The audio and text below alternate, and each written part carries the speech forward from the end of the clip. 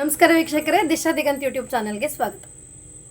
ತಾಯಿ, ಅಮ್ಮ ಎಷ್ಟು ಪ್ರೀಷಿಯಸ್ ನಮಗೆ.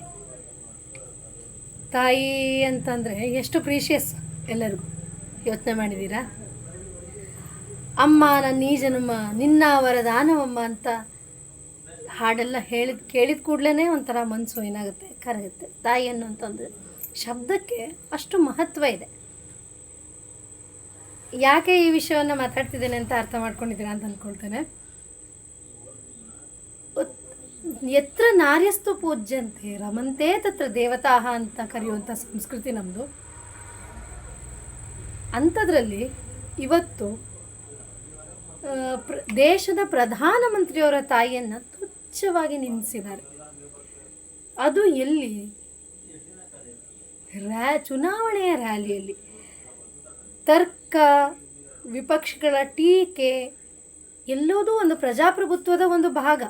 ಆದರೆ ಈ ಪ್ರಜಾಪ್ರಭುತ್ವದ ಭಾಗ ಒಬ್ಬ ವ್ಯಕ್ತಿಯ ಖಾಸಗಿ ಬದುಕನ್ನು ಅಥವಾ ಅವರ ತಾಯಿಯನ್ನು, ಅವರ ಮನೆಯ ಮಗಳನ್ನು ಅಥವಾ ಅವರ ಸಂಬಂಧಿಕರನ್ನು, ಅವರ ಹೆಂಡತಿಯನ್ನು ನಿಂದಿಸುವ ಮಟ್ಟಿಗೆ ರಾಜಕಾರಣ ಇಳಿತಾ ಇದೆ ಅನ್ನೋದೇ ವಿಷಾದನೀಯ. ಈ ಘಟನೆ ಬಿಹಾರದ ದರ್ಭಂಗದಲ್ಲಿ ನಡೆದಿದೆ. ಈ ಘಟನೆಯಾಗಿ ಆ ವ್ಯಕ್ತಿಗಳನ್ನು ಅರೆಸ್ಟ್ ಮಾಡಿದ್ದಾರೆ ಅಂತ ಸುದ್ದಿ ಇದೆ. ಆದರೆ ರ್ಯಾಲಿ ಯಾರದ್ದು? ಇಂಡಿ ಒಕ್ಕೂಟದ ರ್ಯಾಲಿ ನಡೀತಾ ಇದೆ. ಅಲ್ಲಿ ಏನು ಅಲಯನ್ಸ್ ಇದೆ ಅಲ್ಲಿ ನಡೀತಾ ಇದೆ. ಈ ಅವಮಾನಕಾರಿ ಹೇಳಿಕೆಯಲ್ಲಿ ಪ್ರಧಾನಿನೇ ಭಾವುಕರಾದರು.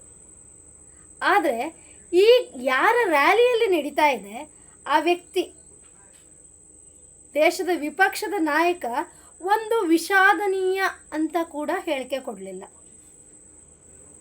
ಏನು ನಡೀತಾ ಇದೆ ದೇಶದಲ್ಲಿ? ಹಾಗಿದ್ರೆ ಇದು ಪ್ರತಿಯೊಬ್ಬರಿಗೂ ಒಂದು ಪಾಠ ಆಗಬೇಕು. ಮಹಿಳೆಯರನ್ನು, ಅದು ಏನು ತೀರಿಕೊಂಡಿರುವಂಥವ್ರನ್ನು ನಿಮ್ಮ ಚುನಾವಣೆಗೆ, ನಿಮ್ಮ ಬಾಯಿ ಚಪಲತೆಗೆ ಕರೆದುಕೊಂಡು ಬರ್ತೀರಾ, ಎಳೆದುಕೊಂಡು ಬರ್ತೀರಾ ಅಂತಂದರೆ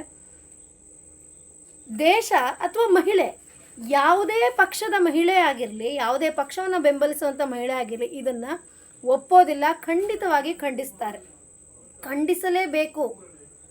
ಹಲವಾರು ಜನ ಈ ಚರ್ಚೆಯಲ್ಲಿ ನನ್ನೊಂದಿಗೆ ಭಾಗಿಯಾಗಿದ್ದಾರೆ.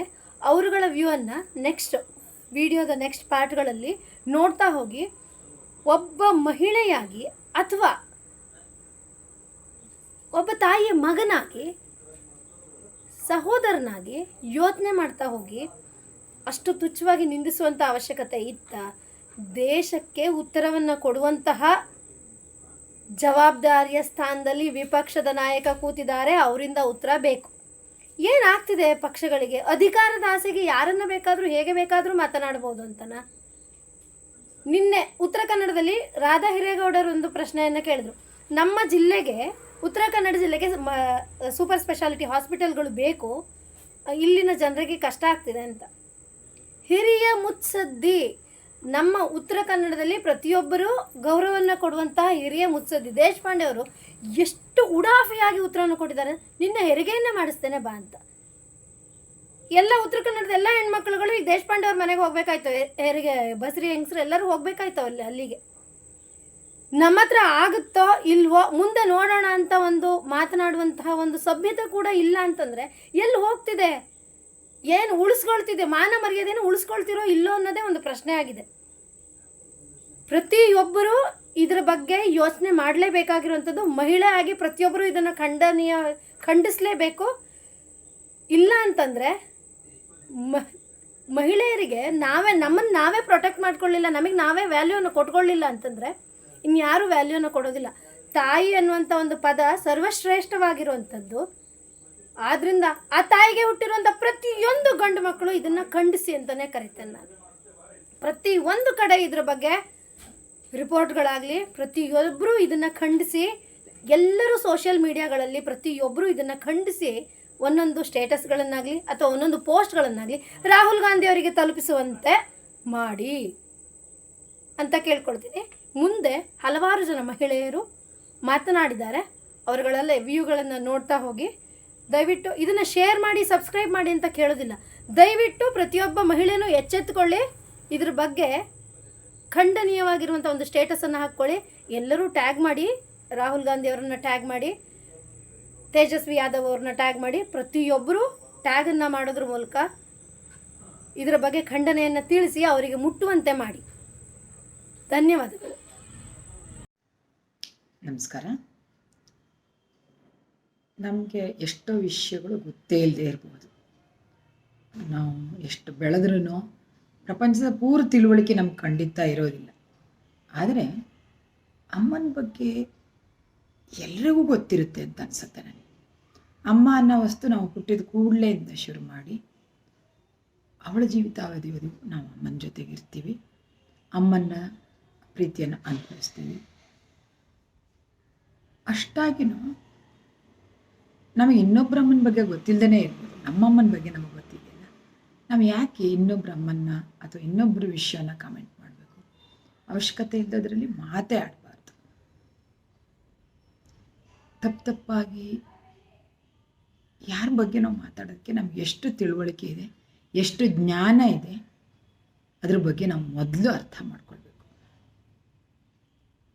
ಅದು ದೇಶದ ಪ್ರಧಾನಿಯಾಗಿರುವಂತಹ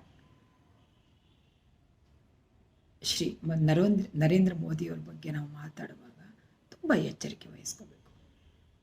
ದೇಶಕ್ಕಾಗಿ ಅವ್ರು ಮಾಡ್ತಿರೋದನ್ನು ನೀವು ಒಂದು ಸಾರಿ ನೋಡಿದರೆ, ಅವರ ಹಗಲು ರಾತ್ರಿ ದುಡಿಮೆ ನೋಡಿದಾಗ ಬೈಯುವಂಥ ಅಥವಾ ತಗೊಳ್ಳುವಂಥದ್ದು ಏನೂ ಇಲ್ಲ. ಹಾಗೆ ಅವರ ಅಮ್ಮನ ತ್ಯಾಗ ಮೋಸ್ಟ್ಲಿ ಯಾರೂ ಮಾಡಲಿಕ್ಕೆ ಸಾಧ್ಯ ಇಲ್ಲ. ಅಂಥ ದೊಡ್ಡ ಹುದ್ದೆನಲ್ಲಿದ್ದರು, ಜೊತೆಯಲ್ಲಿದ್ದೇನೆ, ದೂರದಲ್ಲಿದ್ದು ವರ್ಷಕ್ಕೊಮ್ಮೆನೋ ಎರಡು ಸಾರಿನೋ ಭೇಟಿಯಾಗುವಂಥ ಈ ಥರದ್ದು ತುಂಬ ಕಷ್ಟದಿಂದ ನಡೆಸುವಂಥ ಜೀವನ. ಅಮ್ಮ ಆದವಳಿಗೆ ತುಂಬ ಕಷ್ಟ ಅನಿಸುತ್ತೆ.